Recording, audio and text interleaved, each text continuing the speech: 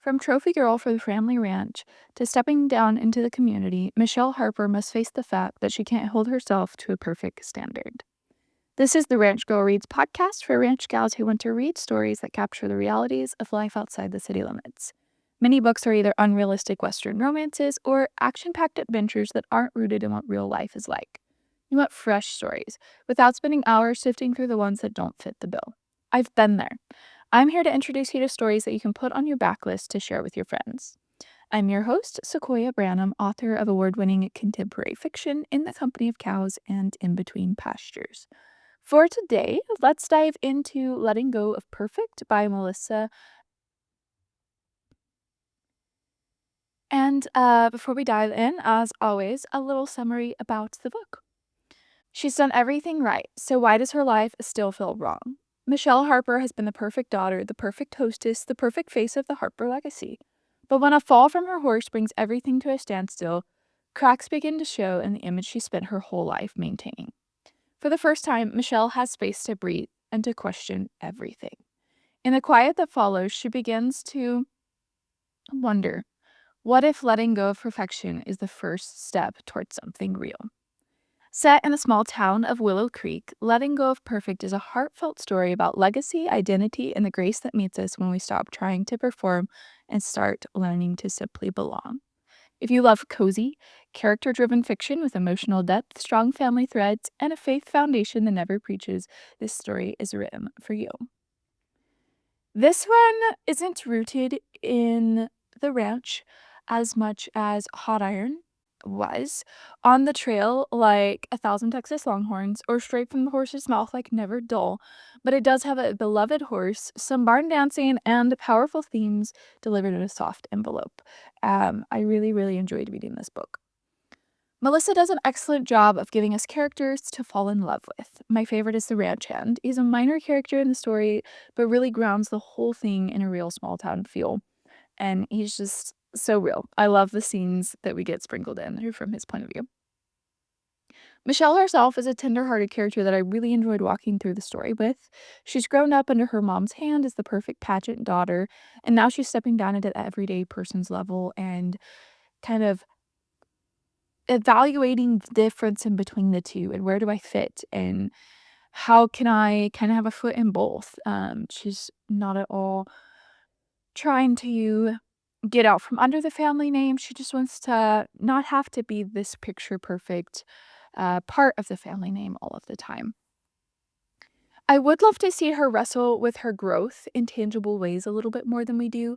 I want there to be a little bit more of a ripple effect to the decision to host a party here, and that's not a such great a decision, and so she learns that and overcomes that obstacle and just those kinds of scenes. We see her grapple within herself and have this back and forth pull, but I just wanna see that in a little bit tangible more way if I could change something about this story. That said, her relationships are really beautiful. The relationship with her mom is probably the one that struggles the most throughout the story, that you really see her, um, again, just have that full pull between how things used to be and how she wants things to be and trying to get to where she wants it to be, and it's not quite the right step, and so there's aftermath, all of that fun tension that comes with a great story. We see that come out in her relationship with her mom. Um, it's definitely the one that also needs the most growth, um, and by the end of the story, we really do see a fair amount of healing has begun between the two of them. I also appreciate that there's not a pretty bow put on their relationship and everything's fine and everything's perfect and, um, you know, they skip off into the sunset together. So I really appreciate the way that the story wraps up that way. The plot is really sweet. Michelle makes a deal with her parents that if she reaches her sponsorship sales goal, that she can host a benefit. Um, and it's such a sympathetic journey for her to strike out on. Something that, we can really get behind. She's wanting to help others. Um, I really enjoyed the progression that we get to see about how much it can go beyond giving back to the community. And just how Michelle takes that, how she's, really trying to use what her family has to be able to give to the community at large. But we see that go so much deeper for her, and that's really beautiful. Along with wanting to see her obstacles a bit more, that could really come into play here with making through the sales and beyond, and the back and forth that can come with that kind of thing, trying to achieve a goal. I would have liked to see it be a little bit more of a nail biter, um, where, I go to sleep at night and I'm like, "But is it gonna work out?" Um, I enjoyed it as a sweet, gentle plot all the same, though. Overall, this is a really, really sweet story that's perfect for ladies middle school and up. There's no content, language, or suggestions that I would be worried about for a younger audience. I think this one could be really cool to read with and chat through with, like, a mom and daughter or just a younger girl, um, teaming up with a, adult lady in general. I think there could be some really fun conversations that come from that.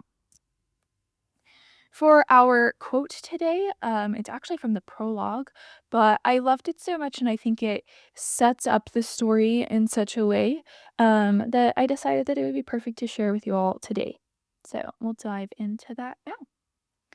Michelle, Michelle, where are you? Her mother's voice cuts through the stillness like a blade.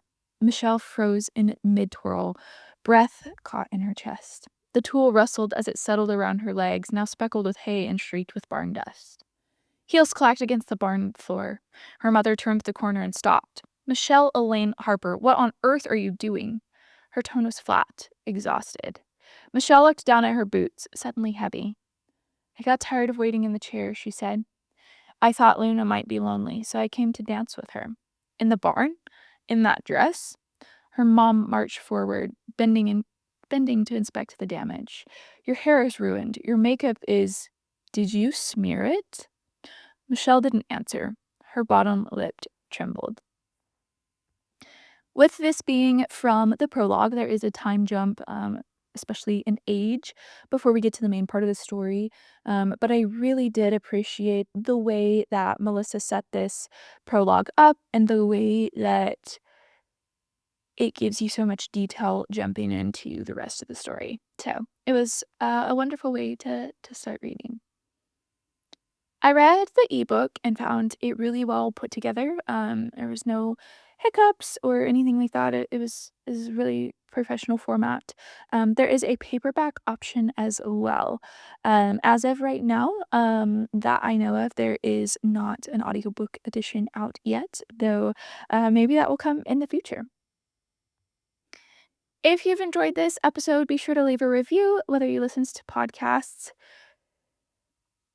If you've enjoyed this episode, be sure to leave a review wherever you listen to podcasts and send this episode to a friend. Word of mouth is the top way that both podcasts and books reach new people to enjoy them. For a bite-sized introduction to a story set deeply in ranching lifestyle of West Texas, hop on over to my website for your free chapter of In the Company of Cows. That's sequoiahbranham.com/newsletter, and I'll have a link in the description. For a little bit of what I've been chewing on lately, Brett Harris, the CEO of The Young Writer and a writing mentor of mine, recently shared a video of his speech at the last Author Conservatory graduation that happened in September. He titled the video, There Will Be a Harvest, and it's so it's short and sweet. It's just, I think, about 9 minutes long. Um, but it was so encouraging to my heart. After all the waiting and grunt work and prayers, there will be a harvest. Was basically his message, and he shares um, his own story of he graduated college, and like all of the conservatory graduates, had so many dreams of writing books that would change people's lives and writing many of them. And Brett has been out of college, he probably says in a speech, but a while now. I'll put it that way. And he has not released a new book since college. And a really beautiful story that he shares more of how um, his wife became very sick and bedbound very shortly after they got married. And so he's been a full-time caregiver for many, many years, and that's been his focus, and it hasn't allowed him to write and publish as he would like. And so he goes into that story more. Again, I encourage you to listen to the video. I'll have a link in the description so that you can um, I can do that. But it was such an encouragement to me. This year has been really good. It's also been a lot to carry, and also has pushed out my writing time more than I would have liked in a lot of ways. Um, it's looked much different for sure. Um, so just hearing this message from Brett was really, really encouraging. And like I said, I have gotten to be mentored from him for a little over 5 years now. And I actually work for his company. So I still get to interact with him a lot. And so knowing um him a little bit more personally, this sort is his story, his message, I think hit it's just that much more impactful for me. So I pass this encouragement on to you and pray that listening to the full speech will be as uplifting to you as it has to me. It was great chatting with y'all. I hope that y'all enjoy letting go of perfect and catch you next time.